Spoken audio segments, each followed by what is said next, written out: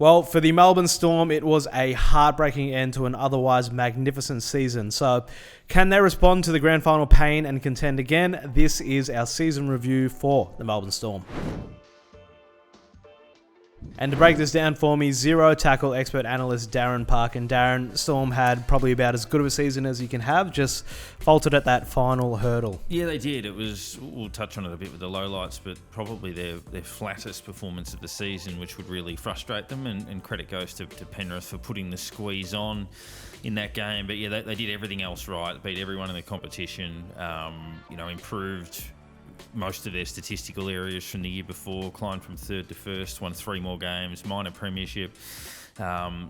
Offensively, they improved a couple of points a game. They improved their tackle count. They went from being ranked 4th for missed tackles last year back to 11th, so improved by about 4 a game. They beat everyone in the top 4 throughout the course of the year, as we said. So 7-1 was their record against the top 4 prior to the grand final, and they beat Penrith twice, held them scoreless in the opening round of the season to keep that remarkable round 1 record. I think it's 20 in a row under Craig Bellamy. So yeah, I mean it's hard to be critical of them apart from the final night of the year, unfortunately. Yeah, just heartbreaking. Let's move now to the pass mark.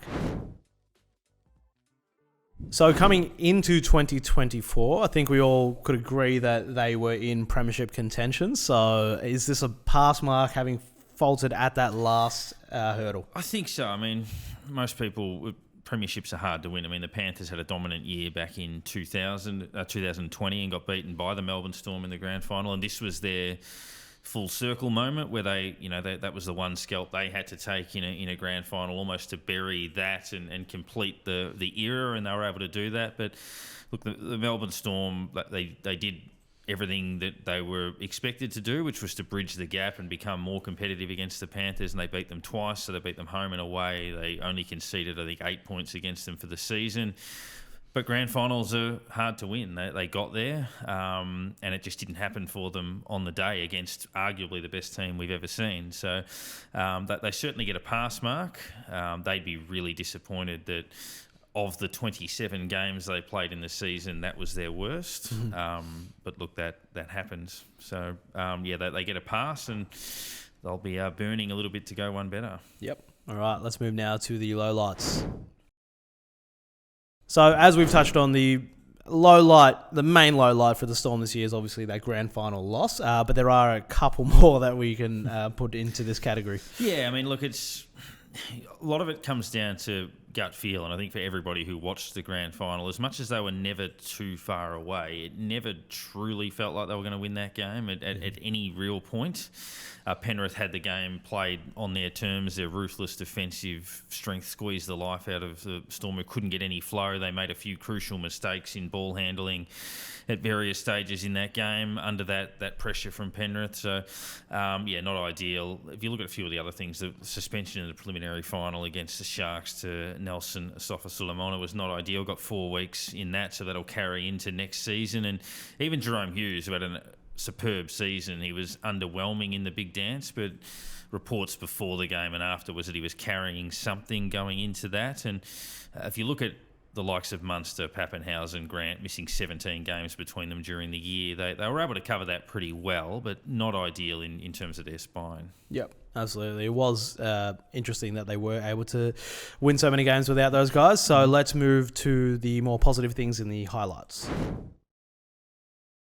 All right, so the highlights, as we touched on, they had those injuries, but through those injuries, they did unearth a lot of unexpected talent again. Yeah, and smart recruiting. I mean, they went and got Sean Bloor in the off-season from the West Tigers, who were the Wooden Spooners the previous season. Not a lot of fanfare around that, but they're able to turn him into a really important cog in the wheel, which is the Craig Bellamy effect. So you look at Josh King and Jack Howarth and those sorts of players that really did improve, and it's obviously the mark of quality coaching and a quality system. It's the whole, soldier up, soldier down principle, where they can just have people come into the system and do exactly what they need to do. So they were able to find those sorts of players, and by all measurements, they were dominant over the course of the season. Their average losing margin was 5, and average winning margin was in double figures. So, it was another terrific year. Yeah, a lot of highlights, and we'll name our standout player.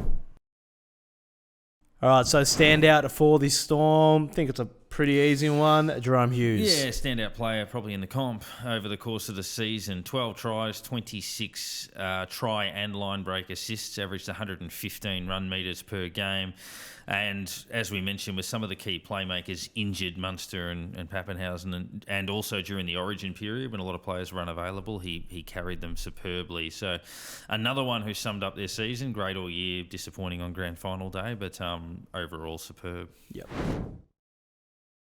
So if there's one thing we love here at Zero Tackle, it is headlines. And for the Storm, probably the biggest one is the Pappenhausen speculation. Yeah, it's really exploded in the last couple of weeks with this the November period for 2026 and beyond. So he's been injury prone but dynamic when he's on the field. He's had a lot of misfortune along the way, but such an important part of what they're trying to do. And one of the things that is great about the NRL that we don't often see in other sports is how open players are about talking about contracts, and he's explained exactly why. He's basically said, look, I want premiership success. I think this is a good place to be for that, but we've lost a couple of players. I want to see who we sign. I want to see what the recruiting plans are going forward, and I like that. I think that feedback's important all the time, but the Storm would be really keen to hang on to him, and I think he wants to stay, but he's just being open about, it needs to fit what he wants to do in terms of winning premierships. Yep, absolutely. So 2025, they're not really losing anyone next year. There's very little changes to the squad, so I think it's pretty obvious it should be premiership for them next year. Yeah, minor premiership and title favourites, I would think. Penrith, that train will eventually slow down, but we keep thinking that, and they keep finding ways to respond. But I mean, the age profile is different in those two sides. They're pretty young, the Melbourne Storm. The core of the group should be there for a little while, and given how they controlled the season, you'd expect they'll do that again and take some beating at the pointy end. Yep. Well, that wraps it up for the season review for the Melbourne Storm. Thanks, Darren. Again, just faltering at that last hurdle, the Storm. Yeah, they're hard to win, but they'll be in the conversation, giving themselves a chance once more. Yep, absolutely. So let us know in the comments if you think the Storm can bring down the Panthers' empire.